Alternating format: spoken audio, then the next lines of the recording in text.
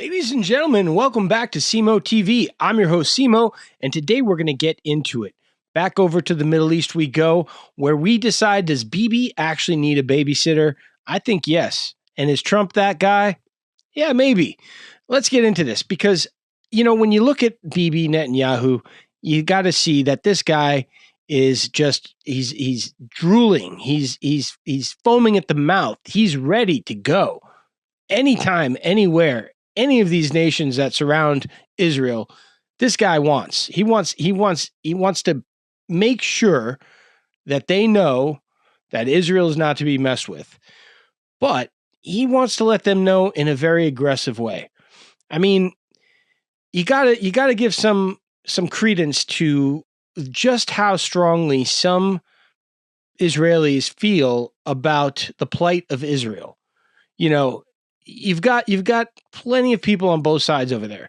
I've seen over in Tel Aviv hundreds of thousands of people marching in the street against the war on Gaza. I've seen it. I mean, at least that's what I was told those people were marching for. I believe it. And you've also seen, just guys on top of the hill just throwing rocks down onto whoever they can hit down in Palestine or in Gaza. I don't know which part they were throwing them into, but they were really hoping to hit people. So there is definitely like a mix of folks in Israel and how they react to their neighbors. But Benjamin Netanyahu is certainly as neocon or aggressive as it really gets when it comes to the region. He's a pit bull. And, you got to keep him on a choke collar. And Trump, I think, understands this. I mean, to me, it's almost like Netanyahu is Joe Pesci. And Trump is like, Ray Liotta in Goodfellas or Robert De Niro in Casino, trying to keep Joe Pesci, just from being too Joe Pesci. You know what I mean? And he understands like sometimes he's got to let him go. But at the end of the day, you got to keep the peace, to kind of maintain status quo. And I think that's what Trump is there to do, is to kind of placate to an extent and go, hey, BiBi, we want to help you out. We want to see you succeed. But at the end of the day, he's trying to talk him off the ledge a little bit. At least that's the sense I get. The State of the Union was tonight. And what I really loved was when Trump talked about getting shot through the ear, and he said, saved by God to make America great again. And I got to believe that. I do. I think that those were very authentic words he spoke. And, when I look, he didn't mention Israel. He didn't mention war. I think that was a good thing. And I think that it was nice that Benjamin Netanyahu didn't show up to, take 15 minutes of the speech. But that being said, I think that BiBi needs a little bit of a babysitter, and I think maybe Trump's that guy, and I think that's what we're kind of up to over there. I think that if BiBi had his way, it would have been a lot crazier, a lot more retaliation or aggression, maybe not even retaliation. I think it's mostly just aggression. It's almost like, don't F with us. We're ready to go at any point. And I think Iran is that ultimate prize. It's the final fight. It's the final round, right? All other neighbors have been conquered and decimated.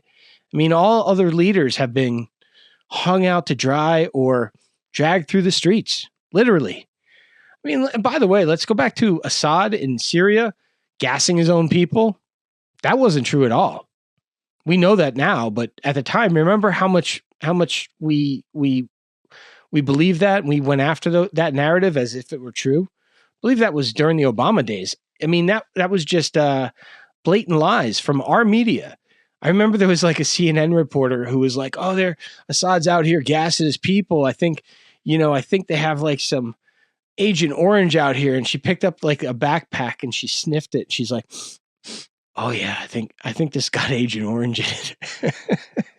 I mean, it really happened. I mean, not exactly like that, but very similar. I'm not really exaggerating on that.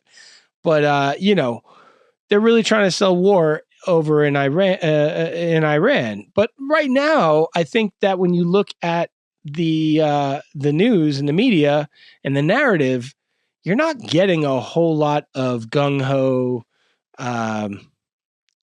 folks that are going for this. Now, if you look at our military, they're absolutely, the ships are on their way. The subs are on their way. The planes are on their way.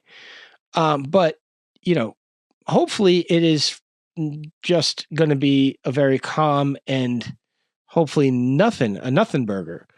But I think at least it's Trump showing BiBi, hey man, we got your back. Don't do anything crazy. And hopefully that's what this is. And if it's going to be more, hopefully it's not too much more. Like last June, we went in. It was precision. It was short. It was sweet. Nobody really got hurt. And according to all news and all military, job well done. It was mission accomplished. They set back Iran's nuclear capabilities like decades. They admitted that at the time. I mean, all sides admitted that. And now it's like, oh, they're right back to enrichment. They're almost there, or they are there. Guys, BiBi, it's the boy who cried wolf, man. We're not buying it. We see what you're doing. We've seen what you're doing, but just now everybody really sees what you're doing. So, Trump, this one's on you, bud. We're watching you. I mean, you got fans out here, and we don't want to see you go to the dark side. You know what I mean?